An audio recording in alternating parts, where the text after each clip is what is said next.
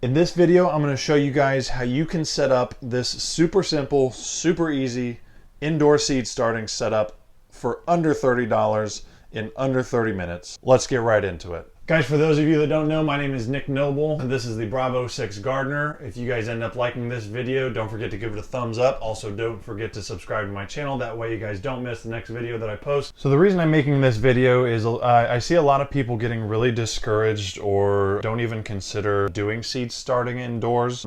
A lot of people think it's either really expensive or really difficult to get started, or it's just too much of a pain in the butt to set everything up. Seed starting is a great way to get an early start on your growing season too, which is really nice. And I've seen people spend lots of money, do all these crazy setups with some seed starting that they do. They spend hundreds and hundreds of dollars on a setup. There's certain applications where you do need to spend a little bit more money on certain types of bulbs and growing setups. But with just basic seed starting, you don't need to get into that super expensive, super high-end setup. You really do just need the basics. And again, in today's video, I'm going to be showing you how you go about doing that. Also, guys, I'm going to take you with me to the hardware store so you can actually see what items we ended up picking out and where we went to get them. All right, guys, so we are at Lowe's. We're in the lighting section. We're going to have all these different lights in here. The one that we're going to go with, the GE. 1098. This is a 2-pack of bulbs. This one's going to give us 2900 lumens, so that's going to fall within the range that we need. And then same thing with the Kelvins, 6500. So that's going to work perfect for the lighting. And then we're going to go with the T8 bulb, and then this is the 48-inch. And this housing assembly comes with everything. It's fully assembled. It's going to take the 2 bulbs, and the mounting hardware is going to be included, so that's nice. And then as far as housing assembly, so again, we're going to have a few different options for the housing assembly. There's some more expensive ones up top. No reason to get those. Those have like a Bluetooth built in. Don't really need anything like that. We're going to go with this guy down here, 1798 4-foot housing assembly to go right with the 4-foot bulbs. Is going to work perfect for what we're wanting to do, so we're going to get one of those. There's our totals on that, guys. The bulbs themselves 1098 and the housing for it 1798. Got the military discount, so mine came out a little bit less, but you'd still be on that $30 mark. So we are using 4-foot fluorescent bulbs. These are 2900 lumens and they are 6500 kelvins. And those are the really big specifications that we want to pay attention to. So as far as the lumen rating, we want that to generally be between 2,000 and 3,000 lumens. Now you can go higher than 3,000 lumens. I've actually used up to 4,000 and 5,000 lumens before, but anywhere between 2,000 and 3,000 lumens is going to give you the proper rating. And as far as our Kelvins go, again, the bulbs that I'm using are 6,500 Kelvin. You're generally going to want those to be anywhere between 5,000 and 6,500 Kelvin rating.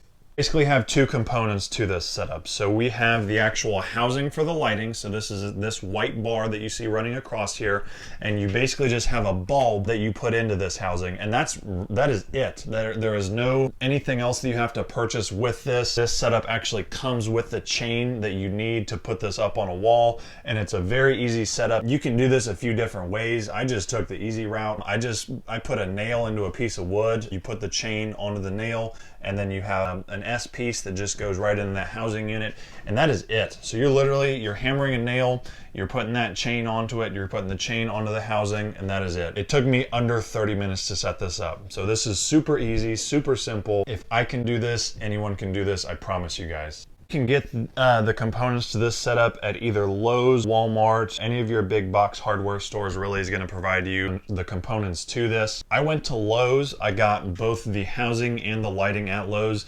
The housing, if I remember correctly, costed me right around $17, and I got a 2-pack of bulbs, I believe, for $10. So it came in under $30, which again, awesome for a seed starting setup. I've seen people spending hundreds and hundreds of dollars on these crazy setups. You can keep this setup under $30. You'll see people with red and blue spectrum lighting.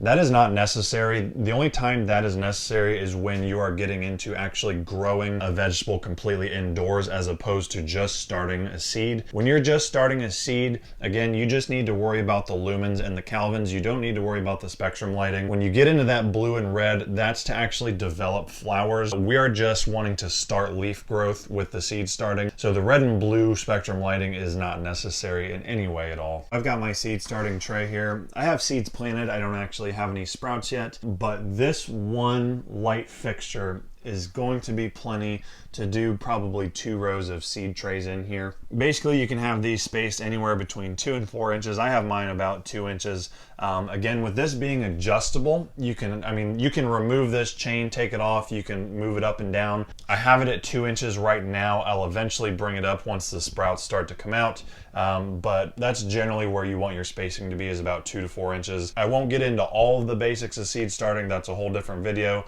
This is more so just about how to get you started on the setup. I want to make sure that when you are shopping for these, you want to get one with the chain. That's going to make it adjustable. Again, having that chain is going to make it so that you can move it up and down, as opposed to just fixing this light into the wall and not being able to adjust it. That is one thing that you do want to make sure that you get when you are shopping for these, which most of them will have that type of setup. I looked at Walmart and Lowe's. Majority of them had the type of setup that came with that chain, so you should be fine, but do make sure you take a look at it to make sure that it does have that chain set up so you can adjust it. Again, I don't have any sprouts coming out, so when they do start to come out and get an inch or two tall, I'm eventually going to lift this up so that I'm not burning them with the light being either touching or super close to them. And I'm sure some of you guys are wanting to know a little bit more as far as the actual setup of this goes. Again, it is super easy. I didn't really do any video on the actual setting up of this because it really is so easy. All you're doing is you're hammering a nail into the wall on each side, and again, this comes with a chain, so you're literally just putting that chain into that nail. It comes with this S hook, and all you have to do is put the S hook in here